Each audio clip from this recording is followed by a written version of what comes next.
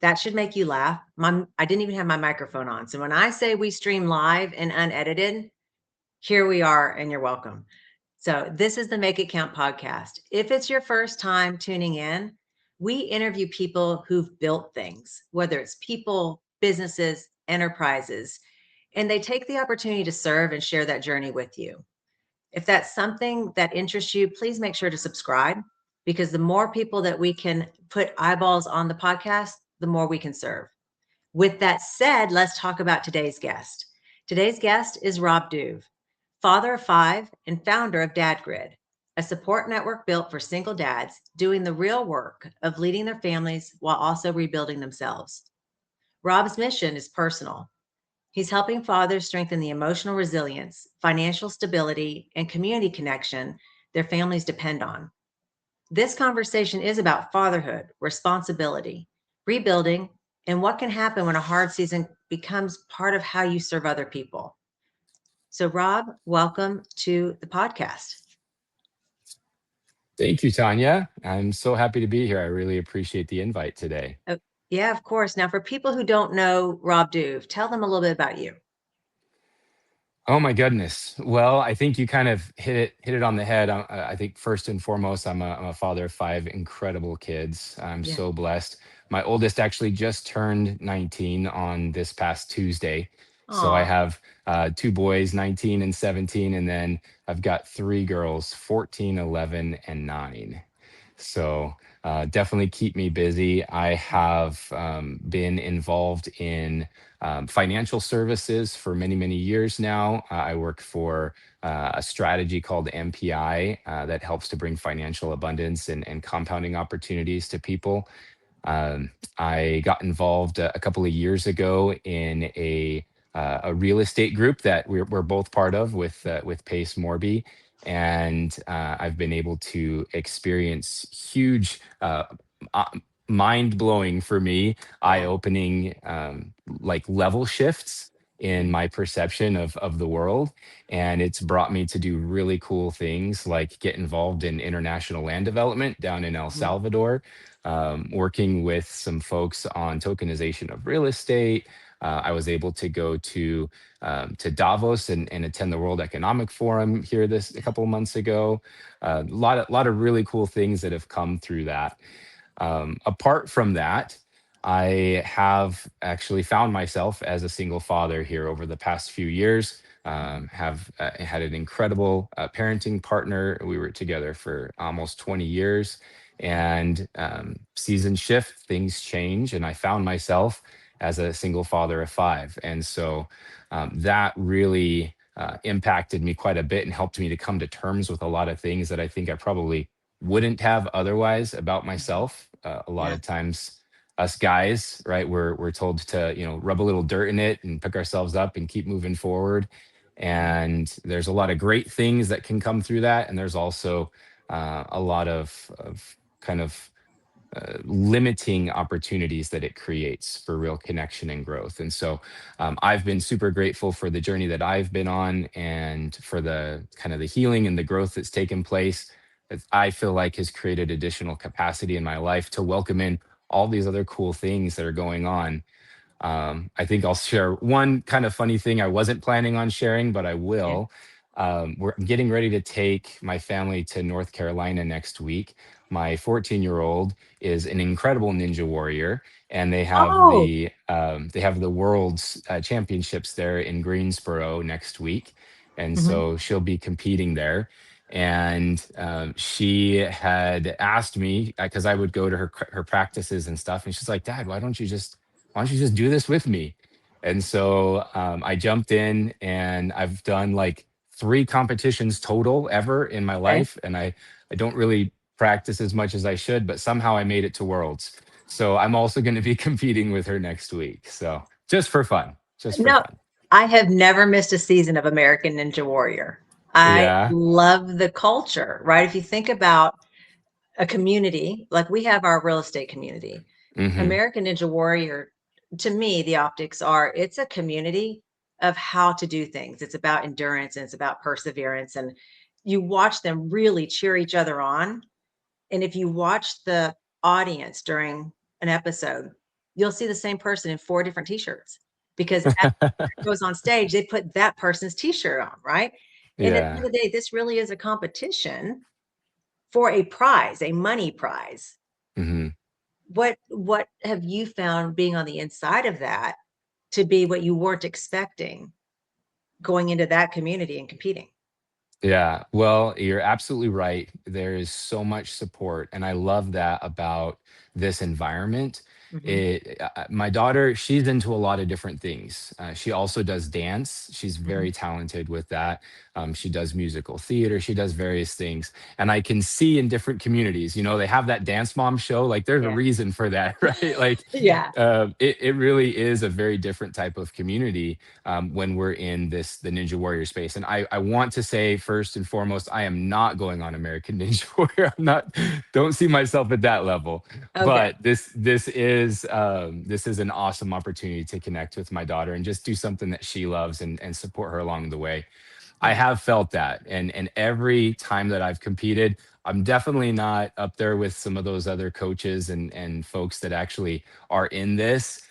This is very, kind of part time for me, but there is so much support, and they absolutely are like, hey, you might want to try this, and if you do this, it might make these transitions easier, and like always mhm, looking to give support, tips, building each other up.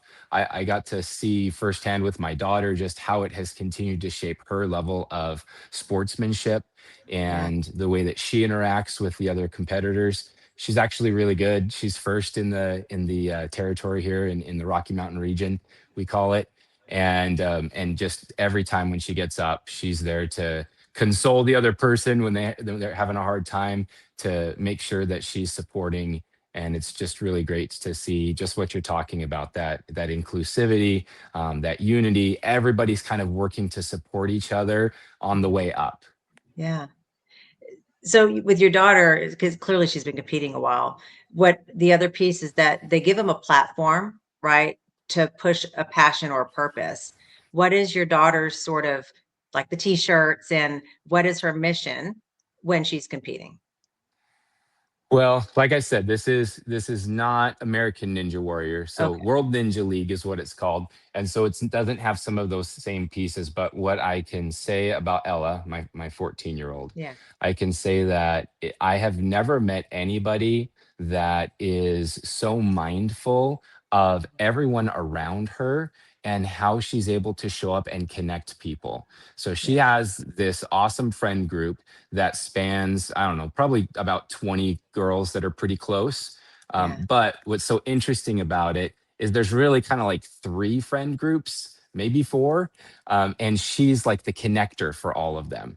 So when she had her birthday here almost a month ago now, all these girls were here, and some of the girls have rivalries with each other, and like there's all this drama. You know how teenage girls can Yeah. be, but she unifies everybody, and she somehow is able to help them to kind of rise above some of that pettiness, Yeah. and be this force that really helps to kind of just create harmony, Yeah. and I don't know, meld the different personalities together.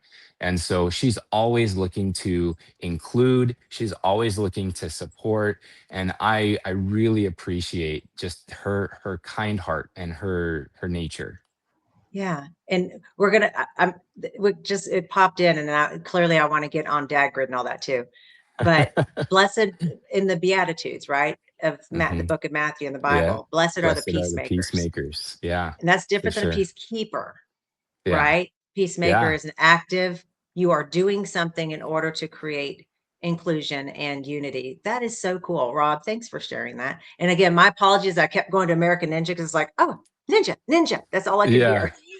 No, that's okay. And that's the thing that people can relate it to, right? Yeah, So there's several different ninja leagues out there, but yeah, that's the one that everybody knows. And I wouldn't be surprised if she ended up on there one day. You sure. probably won't see me there, but maybe her. See you on the sideline. There you go. I'll be Yeah, wearing the different t-shirts.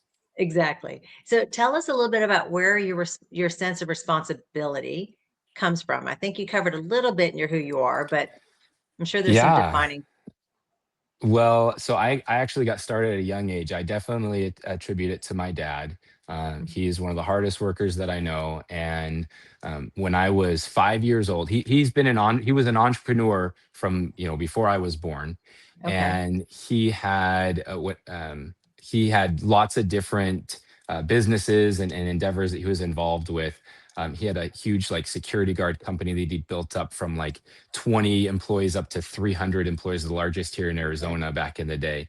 But he kind of pivoted because he was spending so much time there, and he got into property management and like janitorial services, cleaning Yeah. services and things like that. And I remember like all the way back 5 years old, I remember starting to work for him, and I would go before going to kindergarten in the morning. I would go clean this place called Payless Cashway. It's kind of like a Home Depot or a Lowe's, Yeah. but we would go clean it in the morning at like 5 a.m. And I would be pushing the dust mop up and down the aisles, or I'd be dumping the garbages or whatever. And so from a very early age, I learned the value of hard work Yeah. and responsibility and accountability.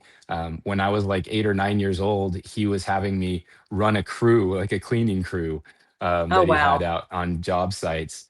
That was interesting for sure. But I definitely would say that that's kind of where it came from, and Mhm. kind of how I started out, kind of down that path. Yeah.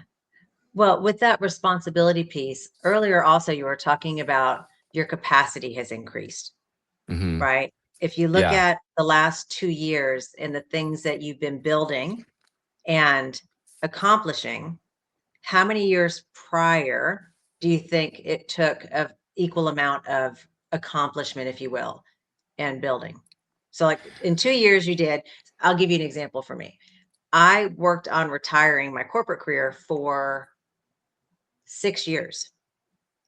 When I got plugged in with a community owners club, I retired in 9 months. I mean, that's how Yeah. much it collapsed time.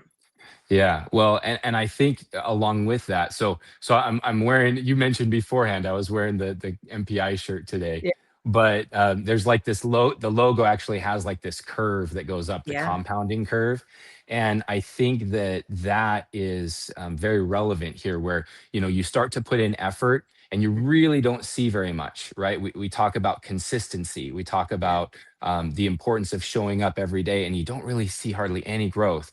But then Yeah. something starts to happen, right? And that curve just starts to ever so slightly go up. And then all of a sudden, it's just like this, you Yeah. know, this hockey stick that just goes to the moon. And so I feel like for me, there was a lot of pieces that were put in place.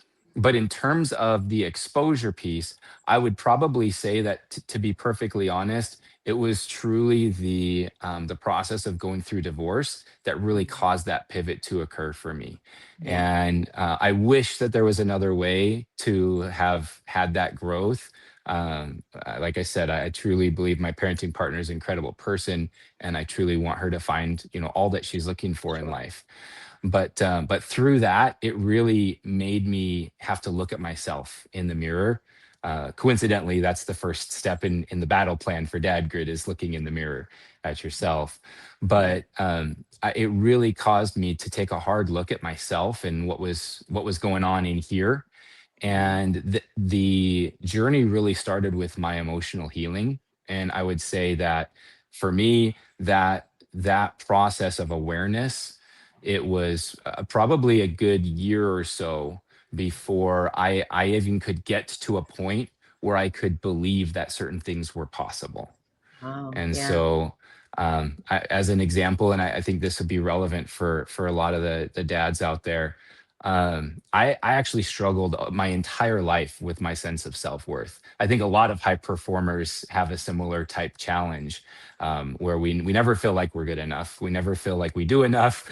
We always feel like we're failing. Yeah. Right. And it can be a good motivator, but it also is terrible. It's Yeah. terrible place It to can be live from. unhealthy too, right? Depending on Terribly the extent. unhealthy. Yeah. Yeah, and I remember looking at myself in the mirror. I started this journey with emotional healing and a particular practice that I got involved with called IPT. But in the process, just some of the books that I read and some of the things that I was learning, it talks about affirmations. Mhm. And I remember every single day looking at myself in the mirror and talking to myself and saying things like, you are a caring father, you show up, you do the work, you make a difference, Yeah. you are worthy of love. And then I would always, and whatever I would say, right, whatever the morning message that I would tell myself, the pep talk I would give Yeah. myself, I would always end it like looking at the mirror and saying, I love you. And I didn't really feel anything. Every time I said it, like it didn't hit. I just was saying words. And I remember it was actually, so we went through lots of stages in the divorce process. We tried nesting, which is, keeping the kids in the same house, but the parents going to different places and kind of alternating out. And I remember on one of those times, I was actually at my dad's house. They weren't home, and I came out of the shower. I looked in the mirror, and when I said that pep talk to myself, I actually felt it. And it was the first time, and I actually like, gave myself a hug. And it was the first time that I actually felt like, I love you. Like, I Mhm. actually love you. I actually care about what's going on. And you are totally okay just as you are. Like, it was a year. It was a year of me doing that before that happened. And then I would say, to your point, from that point, Mhm. once I had that understanding and I could actually embrace it, then it really helped to like compress time for Yeah. the rest of my healing to start taking place. And I want to be clear, I am nowhere near completely healed. I don't want to claim that I am, but I definitely have come quite a bit further on my journey. And I'm so grateful to be able to share kind of what has happened for me and Yeah. provide it as a resource, because there just aren't enough resources for dads out there, particularly single dads, to be able to take advantage of. Well, I think gender wise, to your point, right? By a society, we create these behavior expectations of if you are a male, this is the expectation, be Yeah. emotionally stoic, etc. If you're a female, right? The society creates those things. Why do you think is important for the affirmation process that you were doing to be saying it out loud and in a mirror versus just saying it internally? Well, so we know that we learn through all of our senses, Yeah. right? And what's fascinating to me is they have done studies that show that if you just think about something, that your mind can't tell the difference. But they've also done studies that show. I remember myself growing up, my mom would always have me speak what I was writing. I was homeschooled briefly when I was growing up, and she would have me speak what I was writing, because when you speak it and you write it and you engage multiple of your senses, it Yeah. creates a more permanent bond with your mind, right? And so you can absolutely just think the things, and there's nothing wrong with that. But if you're saying it, and then if you do an action like actually hugging yourself Yeah. while you're saying it, all of these things are just additional pieces that help to cement it and make it more real to me, to you, to who's experiencing it. When that year happened and you felt something different about it, describe what you mean by felt. Like, how is it different in a feeling than it had been when you had been doing it for a year and you're like, meh, like done it. Okay, done. Was it more of a task initially? I think that with a lot of things in life, Hmm. when we start out, we might understand that they're valuable, but it doesn't mean that they resonate with us. Yeah. Going to the gym, I've been on a journey now with my health and exercise. I work out 6 days a week now, and that came from me, not being as diligent, let's say, in the past. Yeah. But starting that process out, it's not, and I'll say to this day, like, I don't get that super pump, that super high, like, oh, yes, I get to go to the gym, I get to work out. Like, Yeah. I'm not there yet still. And it's been a few years now, but I recognize the importance of getting started. And once you do that, right, it only takes what is it, like 30 days to create a habit or something like that. Yeah. And then it's not just an obligation, it's something that I actually see value in. And I may not particularly enjoy the thing, but I enjoy what it provides me. Right. And what I'll tell you about that specific instance is it was completely heartfelt. It was like I was talking to a loved one, and I was feeling it. Like my heart expanded and exploded in this sense of love for myself.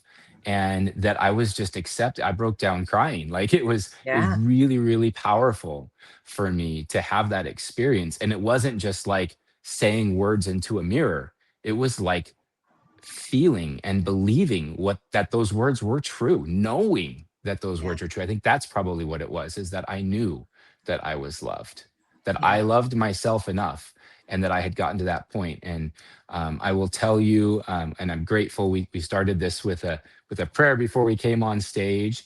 I will tell you that God and the power that we all have, because I believe we are children of God, to connect to the divine and our creator, and to have that be restored, to have remembrance of Yeah. that. That is so powerful. And that's, I think, what happened to me that day, is I remembered, yes, I am a child of God. Yes, I am loved unconditionally, and I can love myself because I have heavenly parents that love me no Yeah. matter what. Yeah. You led into talking about that exercise with IPT, which clearly, what is IPT? How did that play a part in all of this? And I mean, ultimately founding DadGrid too. Yeah. So IPT stands for Integrative Processing Technique. And it's an incredible modality. There's lots of different emotional healing modalities out there, and Mhm. I encourage anybody that is looking to pursue. But for me, I found IPT actually through my parenting partner, and that for me ended up being something that was able to provide a lot of healing and growth. I actually became a practitioner in, and it's this idea that we are able to go into our past, and we're kind of like a computer. Right. And just like you can go into a computer and you can reprogram it, we Mhm. can reprogram ourselves. We can go into our past, we can find trauma points where we developed certain patterns or where we carried forward generational beliefs. We can look at those and see the value. We can take out all of the hurt that it has caused and see how it has blessed us and created the people that we are. We can replace that through God, or whoever our higher power is, with understanding, and be able to move forward in our life today reprogrammed differently, Yeah. because we were able to address that particular case. And so there's lots of opportunity that we have for that growth, and different people might need different levels. But I would say that for anybody, there's an opportunity to get in touch with yourself and to work through some of those things that you don't even realize are holding you back, Yeah. until you start doing that work. Well, that's a fun fact I didn't even know about you as far as the IPT. I'm a NLP, right? Neuro linguistic programming master Hmm. practitioner. Yeah. And one of the ways that we describe, if you will, when somebody goes, well, I've been doing this for 40 years, it's not going to change. Yeah. The best example of how things can change that I've found is if somebody has a stroke, a really bad stroke, and now they can't talk and they Hmm. can't walk. And strokes typically happen later in life, right? Hmm. Yet Yeah. they manage to relearn how to walk, how to talk, how to use a fork because you just fire off different neurons. We use such a Yeah. small capacity of our brains, Yeah. and it's just incredible. So you might be familiar with the term psychoneuroimmunology. Mhm. That is a huge word that I don't even understand. But it's basically, the concept is that our dis-ease causes Mhm. disease, right? Mm, And yeah, what happens in our life is that in order to protect ourselves when we go through things that are traumatic, it's actually a physiological response. We put like this ball of forgetfulness yeah, around whatever that traumatic incident is. Yeah. And when you have a couple of those balls of forgetfulness, it's not that big a deal. But on this neuron highway, when you start getting a bunch of those, then it causes some backup, and it can create massive challenges for Yeah. us. And so being able to go in, like you said, and start to uncover that, and then be able to create new pathways, right? New ways of doing things. I had this, so now I had to veer off this way. I can't keep going this way anymore. That stopped me. So now I'm going this way. Well, now I learned that that way isn't actually serving me. And Right. so I deal with this and get this out of the way, and I can like rebuild pathways. I can operate differently. And it doesn't mean that I'm not going to do things in the future that might take me off. It's kind of like, when you're used to going on a freeway and getting off at a certain exit, sometimes you still get off at that exit, even though you live 5 miles further, right? Yeah. But it's just that work that goes into being able to reprogram where we are today, with understanding, and I feel like truly loving compassion. Yeah. And once someone's aware of a challenge or a behavior that's not serving them, like self-worth as an example, right? Yeah, If they choose to do nothing, it's still a choice, yeah, right? Because once we have an absolutely, awareness, especially as an adult, my opinion is we have a responsibility, especially as parents or as leaders, to 100%. do something about it. Otherwise, the Yeah, message we're sending our children or even our grandchildren, because my grandchildren are older than your youngest, or our grandchildren, is that that's what you do, right? You become aware of something that could be better in your life. Someone would say, I'm not good with money, as an example. What a bad thing to throw into the universe, right? But if they yeah, don't do anything about it, what they're telling their kids is once you know something, you just live with it. yeah, yeah. Absolutely. And I think that's probably one of the greatest gifts that I would Yeah. say that has come through this whole thing, is the awareness that's come into my realm of knowledge, Yeah. and the realization that while I can't create control everything that happens to me, or what I'd probably say is for me, that Yeah. I get to take responsibility how I respond, Right. right? And so you're absolutely right, and that is definitely part of breaking those generational patterns, that I want for my kids, and that I want for all kids, right? Yeah. I think that that's a big part of what's led me to DadGrid, and to establishing it for fathers to be able to break those generational chains, those patterns. Yeah. So tell us a little bit about when it hit you to even like the idea or to start building DadGrid. Tell us about that. Yeah. Yeah, so it was in 2023, January of 2023. I was at this event. It's an event for like entrepreneurs, and they call them like menaces to society, which if you think about like our founding forefathers were menaces, Right. right?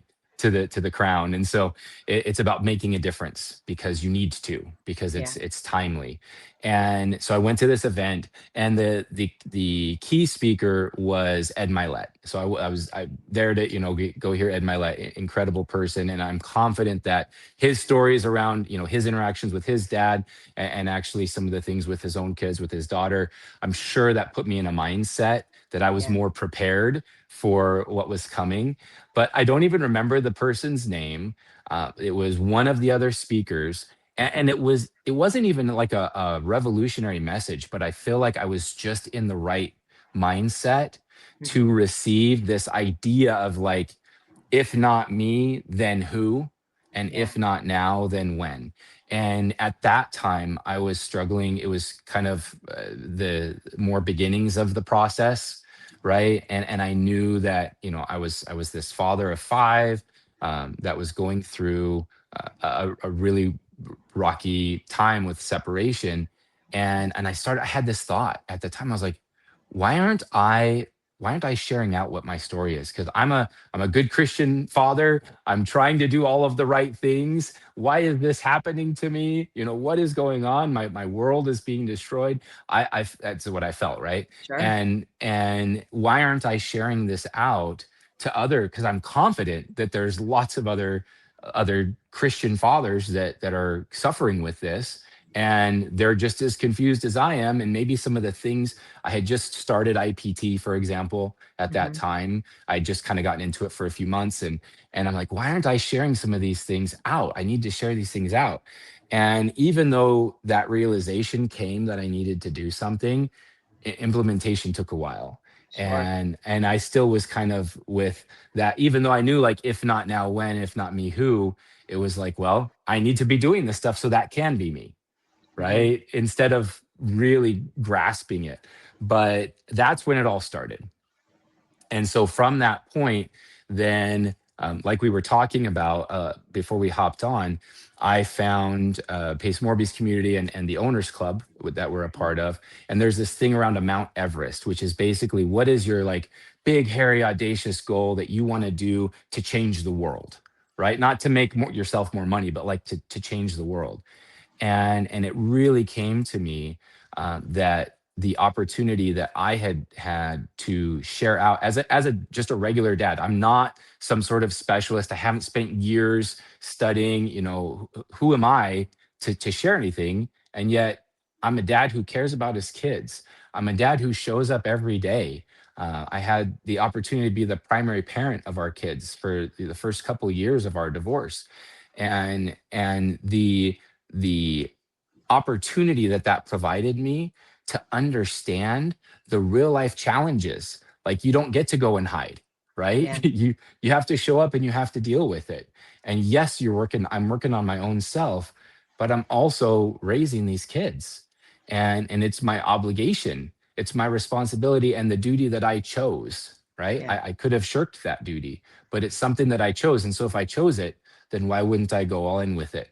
And so just all of my experience going through and seeing the opportunity that exists to support children in a single parent environment, and the impact that it has for those of us who are custodial parents, custodial fathers who are Right. custodial parents, the primary parent. And everything, it seems like, careful with generalizations, but it seems like so much is geared towards single moms, which I don't want to take anything away from. But the reality is that in the United States, that there's about 3 million kids that live primarily with their dad. And Mm. that's compared to about 15 million kids that live primarily with their mom. So, Yeah. it makes sense. 80% um, live with their mom. So, of course, the focus is going to be there. But what about that 20%? Yeah. And have you ever heard of the 80/20 rule, Tanya, the Pareto's principle? I have, but share it with the people watching so they, in case they So, have.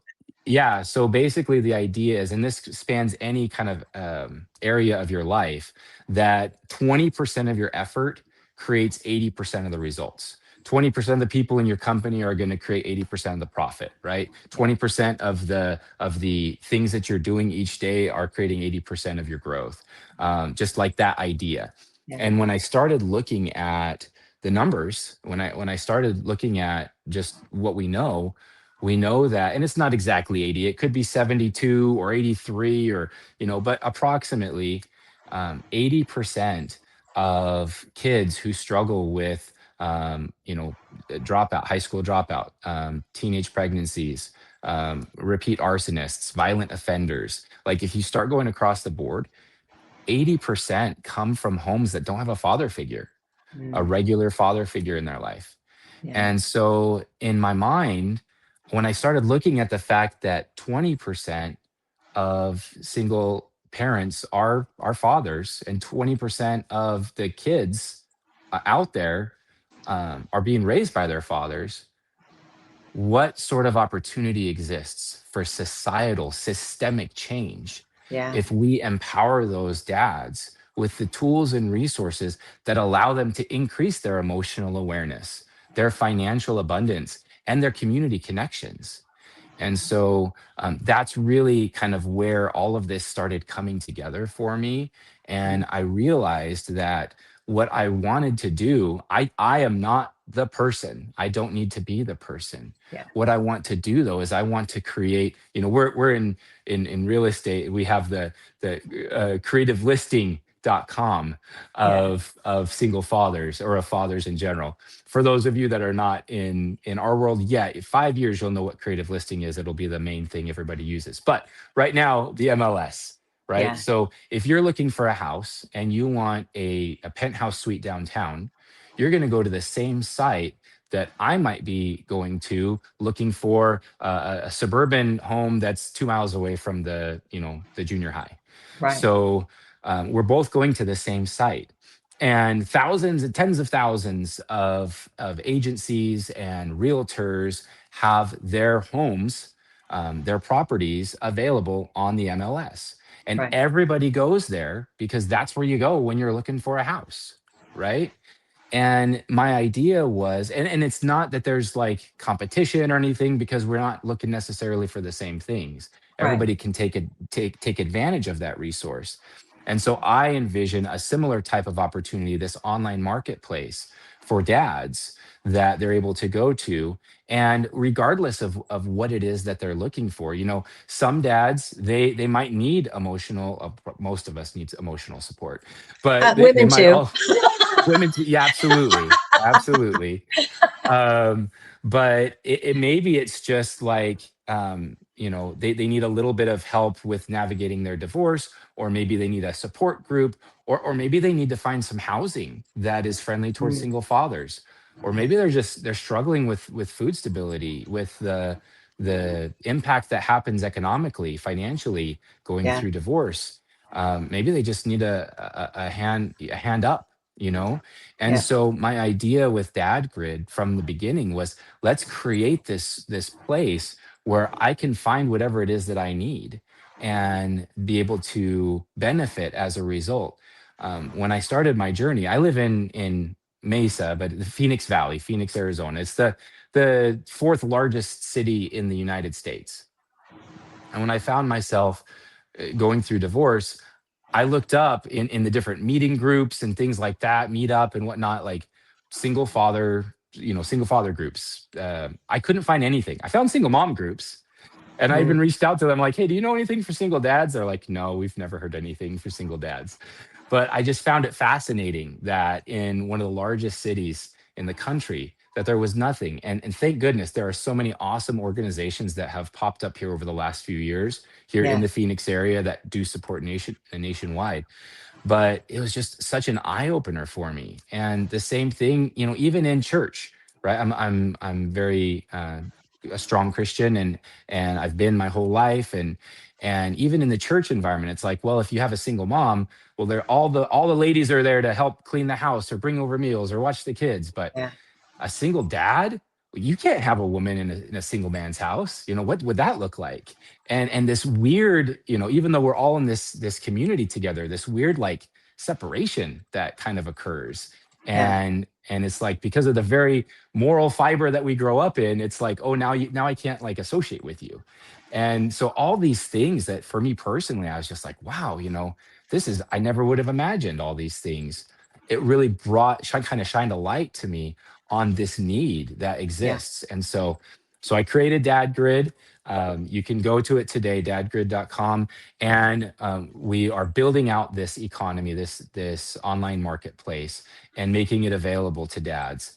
And you can go on right now. We're actually our official launch is Father's Day, which Oh, is coming nice. up here soon. And we will have some different promotions and things. We want to give everybody access, and then we do have some coaching and some things that can help dads who are getting started to be able to move forward. And there's Yeah. my daughter. That's my Hello. youngest, my 9-year-old. So I know she can't hear she's us just, because you have your yep, she's AirPods in, just but passing on by. yeah. That's okay. Yeah. So that's DadGrid, and I really am focused on this mission for fathers to become emotionally healthy, financially responsible, generational healers. Yeah. Why do you think it's not existed to have things for single fathers, like the meetup groups? Or I'm going to wave at her. She can't hear me, but she can see me. She's saying hi. You want to wave? Okay. She's like, yeah, yeah, She's gonna do her thing back there. All yeah, good. So I think that there are things that exist, and that's actually one of the pieces that encourages me is as I've looked into it more, I've found small groups here and there. Like there's an awesome dads group at one of the schools for single Oh, fathers. And it's not just for the school right. fathers, but that's where it started, right? Yeah. And how would anybody else know unless they happened to have their kids in that school and they were going through divorce, Right. right? And there's lots of awesome resources that exist that are not specifically focused for single dads, but there's a lot of great resources that include brotherhood, that include men's healing and growth, and it's about being able to expose the opportunity that specifically exists for single fathers. And I'm so grateful for the group that I was able to join that has helped me. There's a great Phoenix Dads group that I found. When I couldn't find single Nice. dads, I found a Phoenix Dads group, and Yeah. they're an incredible group of guys. And when I first started, I feel like there was maybe one or two that were in the group. I love you too, honey. Thank you. She just sent me a little message on the Yeah. board. There were like one or two single dads in the group. And now I think we have like maybe a dozen or so that are in the Yeah. group. And it's about just helping single dads find these single dad friendly organizations or groups or opportunities. And then also building out additional opportunities, just like they have for, for sober living, for veterans, for lots of different groups. They have these programs. And it's like, well, why not have if you have a multifamily unit, why not have a single dad section where down that corridor it's all single dads, Yeah. and so now they've got kind of their own little support group that they can create. Or even, we talk about co-living a lot. What about, co-living opportunities for single parents that are aligned, in their belief systems and things like Yeah. that, but single dads that can now have someone that's able to support them and support their kids, and provide an opportunity for their kids to live in a neighborhood and have a backyard and all Yeah. of the things. And so I just feel like there's so much opportunity there that DadGrid can provide to find the relationships, the resources, and the true support that is needed in this phase of our journey. What do you think would, so single dad, let's say, needs help, but Mhm. what do you think it is they tell themselves that stops them from actually going out and taking advantage of resources like that? Well, I think that it's our mindset. I started this out with that, and I'll kind of Yeah. end that Yeah. with the same thing is that we feel like nobody cares. Yeah. We feel like we are a failure if we do ask for help. I know that for me, I didn't want anybody to know what was going on, partly because I wanted I had this idea that we would save things, right? That Yeah. it wouldn't lead to that. And I didn't want to, have things going around in the community around it. But then even after it happened, I didn't want people to necessarily know, just because of how I felt about what that meant about me and how people look at single dads. It's typical narrative is, what did he do? Right. Oh, And so for me, I think that that's a huge part of it. And then when help is asked for, I will say, even myself, sometimes it's not the most helpful. I say, hey, I really need this. And they're like, oh, yeah, totally. Got you, man. And it's like, attaboy. It's not like, oh, yeah, here, I'll show up and I'll actually help, you know? And so when we're programmed that not only should we not ask for help, but then when we do ask for help, that it's not really there and we can't really get what we're looking for, that keeps us operating at this plane that we just don't believe that something else is possible. And so for any dad that is searching, that is looking for help, that there's a place that you can find that you can land, and that you can receive direction, guidance. You can receive people who have experienced it, who have been there, coaches and therapists that are single fathers themselves, have gone through the journey. That is what DadGrid is able to offer. And so anybody who today might say, I don't need that stuff, I'm fine, but then at 2 o'clock in the morning might be looking, yeah. Googling, I want them to be Yeah. able to find DadGrid and to know that it's there and that we welcome you. Well, and as So, we're about to start wrapping up, one thing I would say, and this is for the single dads out there, the mindset where they think asking for help is weak. The Hmm. reality is not asking for help is weaker. Yeah, And if you're trying to set absolutely. the right example and lead right from the front, Yeah, not asking tells your kids they shouldn't ask. And so exactly. Oh, if that's you're so trying to good. be a That's so great good, Tanya. parent and a great leader, you Yeah, have to do the things that are uncomfortable. And let's be yeah, honest, evil keeps us anytime we almost get what we need by design, it starts to attack. And so the more yeah, uncomfortable we are with going and asking for that help, the more we're supposed to, yeah. Oh, because that's what's so on the other good. side of it's not going to happen So until you good. do. So what are you going to Yeah, let win? Your fear yeah. or your desire to get to the other side? Yes, love your little girl. So as So we're good. wrapping, as we're wrapping up, Rob, tell us a little bit now. What does it mean to you now when I say to make things count? What does that mean to you? Well, I think that making things count is exactly what you talked about, being able to show up Yeah, for my kids, and not making it about the quantity of time but the quality of time, yeah, not making it about performance but making it about genuine connection, yeah, listening a whole lot more than I speak, and being willing to recognize, when I started out, and you've got, when people have their first kid, you're either like, you feel like you know everything and you're going to do it way better than your parents, or you're like scared stupid, like, oh my gosh, what's going to happen here, yeah, right? But you kind of start to figure things out, and maybe you're lucky enough, like we had two boys, and so some of the things are kind of similar. And then our girl came along, our daughter came along, and then we had a couple more. And when you have five different kids with five different personalities, you learn really fast that you can't have one way yeah, that's going to resonate with them.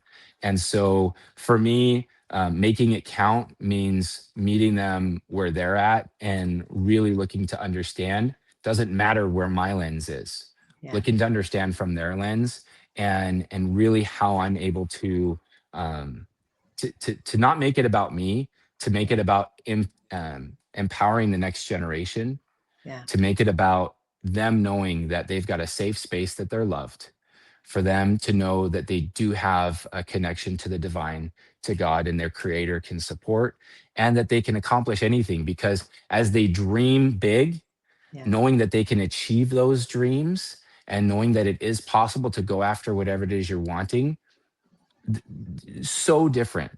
Like we talked about before, they can see my life now, and they can see what I'm doing yeah, and how I'm showing up, and all of these different opportunities that for all of their life never was even part of their world, right? right. That they can see, wow, I can do all kinds of really cool things, like start a movement, you Yeah, know? How empowering is that for them to realize that it's possible? Because like you said, they see, yeah, and whatever they see us do, that becomes their limit, right? yeah. Their capacity limit. So why not do as much as we possibly can to support them and really make it count? I love that. Rob, thank you so much. Everyone watching, thank you for coming and tuning in. If this resonates with you, again, subscribe. Also, share it. If somebody's on your heart that's going through a challenge, there's so many places you can find this episode. So thank you, Rob, and we'll see everyone watching again next week. Thank you so much. Please check out DadGrid. Like you said, Yeah, Tanya, if it resonates with you, please go to DadGrid. I have a free 5-step battle plan that you can download, that you can start your journey. You don't even need to tell anybody about it. You don't even have yeah, to reach out and ask for the help. It's right there for you. And then when you're ready for something else, we're there. love it. Thanks, Rob. All right. Thank you.